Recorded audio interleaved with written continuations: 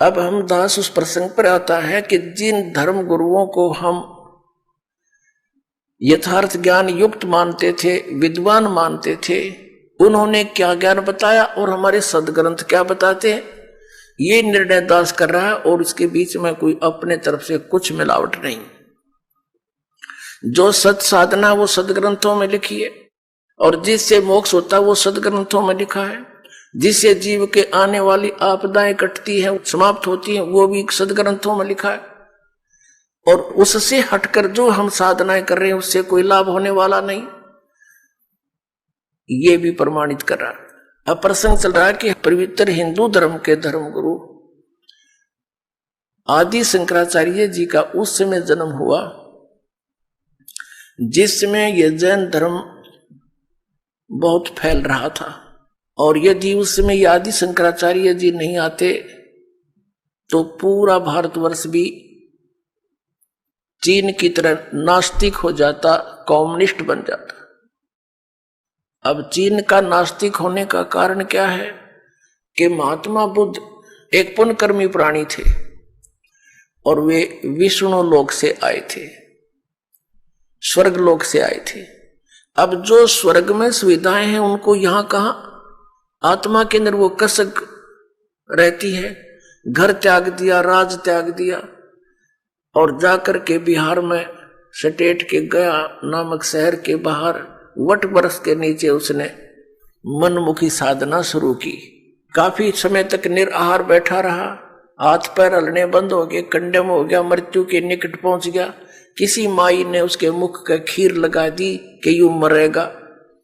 कई दिन हो गए कुछ खाया ना पिया, तो उसने धीरे धीरे वह चाटनी शुरू कर दी। पहले दिन 10-20 ग्राम, अगले दिन 50-60 ग्राम, तीसरे दिन आंख खुल गई और उठ कर चल पड़ा। और फिर उसने विधान बना दिया कि starvation could not lead to salvation, भूखा मरने से कल्याण नहीं होता। ये उसका अनुभव था। और पहले किसी ने कहा था तू हठ योग कर ले, वो भी तो तेरी अपनी ही सोच थी। तो इस प्रकार उसने क्योंकि पिछले पुण्यक्रम संस्कारी प्राणी ही परमात्मा की तरफ में घर भी त्याग देता है, और जो भी उसको कोई मार्गदर्शन कर देता वो साधना भी अवश्यमेव करता है। तो पिछले जन्म के पुण्यकर्मी प्राणी थे ये महात्मा बुद्ध जी, लेकिन भविष्य का चार्जर ठीक बना नहीं, पिछली बैटरी तो डाउन होएगी एक दिन। पिछले पुण्य थे उसके, उस कारण से वो खूब वक्ता भी अच्छा था, उसके वचन में भी शक्ति थी, बहुत से लोगों को प्रभावित भी कर दिया। एक विशेष शरीर पर यदि कोई विशेष बाणा वेशभूषा बना लेता है समाज से हटकर, तो आम आदमी प्रभावित हो जाता है, बड़ा महात्मा होगा।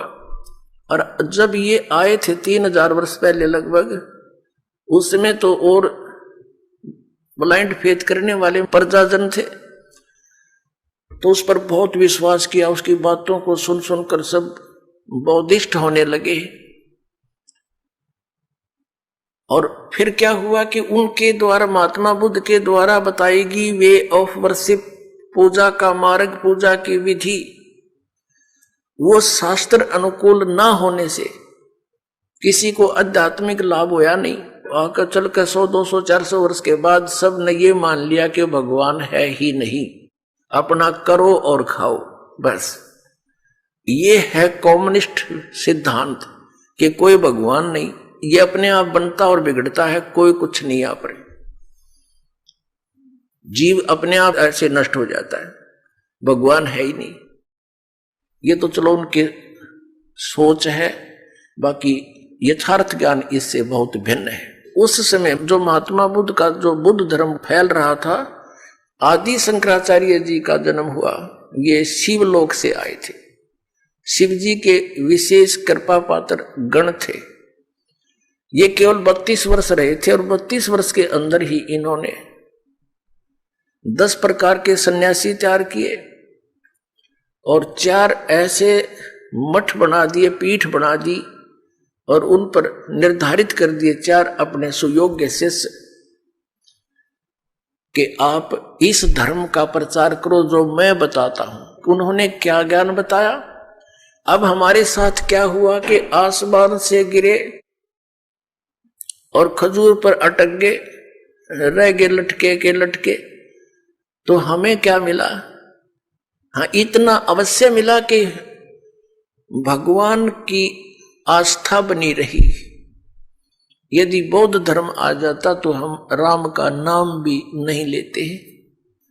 इतना तो उपकार दास आदि शंकराचार्य और वर्तमान में जितने भी उनके पीठाधीश्वर हैं मानते हैं कि उन्होंने कम से कम भक्ति को जीवित रखा। लेकिन कहते हैं ना, वो थोथा भूस ही कूटते रहे।